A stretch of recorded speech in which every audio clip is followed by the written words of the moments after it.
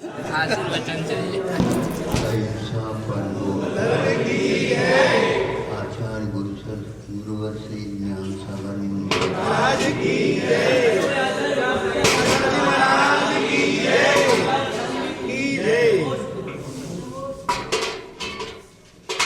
आचार्यों ने कहा है, परस्पर उपग्रहो जीवानाम कहा।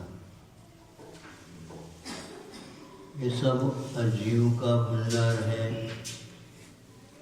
जीव इससे पृथक होता है, उसके कर्म हैं, उदय में आते हैं, सुख दुख पाता है।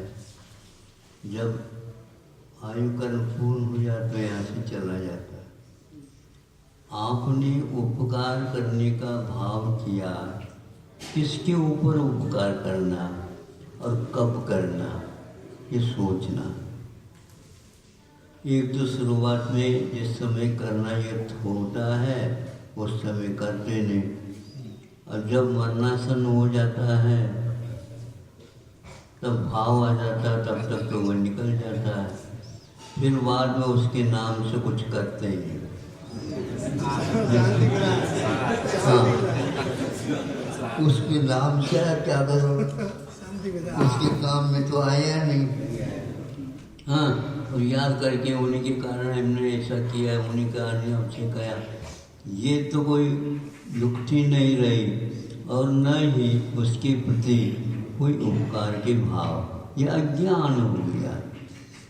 इसीलिए कि जीव तत्व जब भिन्न है तो उसके संकट में हमें थोड़े से आगे हाथ सहयोग दें तो वह एक प्रकार से कार्य हो जाता है, क्योंकि वात्सल्य जड़ के साथ नहीं होता, मित्रता जड़ के साथ नहीं होती।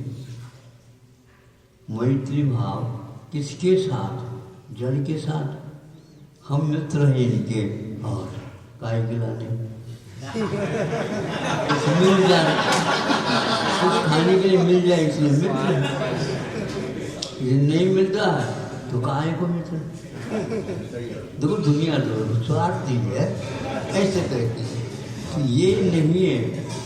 यदि यह सही पूछा जाए, आप दिल से किसी के लिए कुछ सहयोग देते हैं मनोवचन काय पूर्वक, जो अपनी क्षमता है, कुछ भी नहीं है तो आश्वासन तो ले, तो आप तुम्हारा भला हो, मैं आपको चाहता हूँ, आपका संकट दूर हो।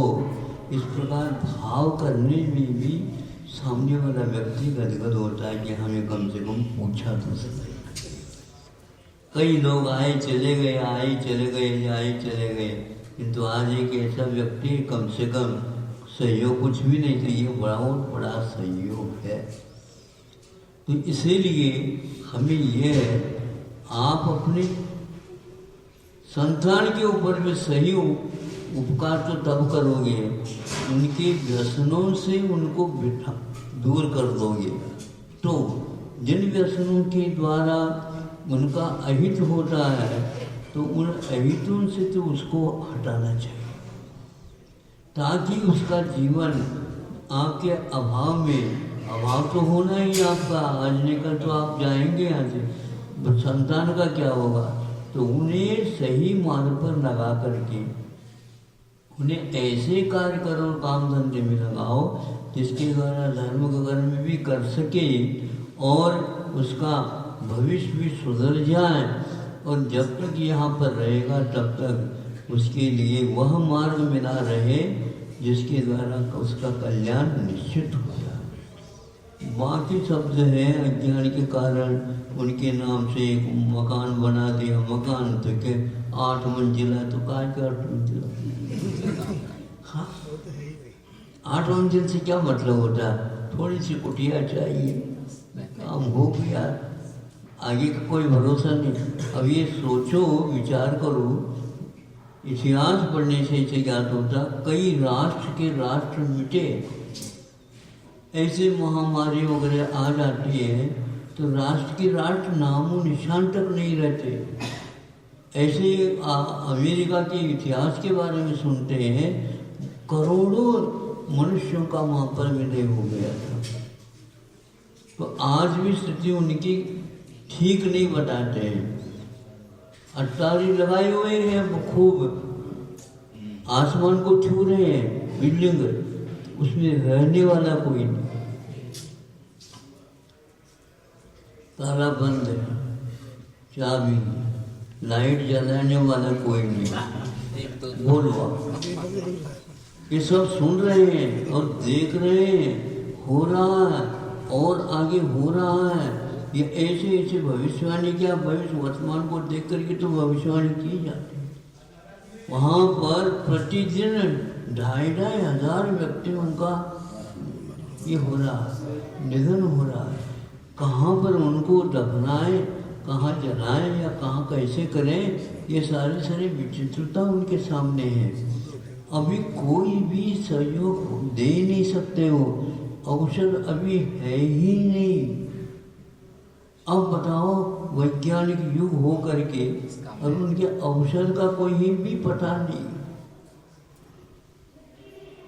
पहचानना भी मुश्किल हो रहा है ये कौन सा रोग है, ये हो रहा है।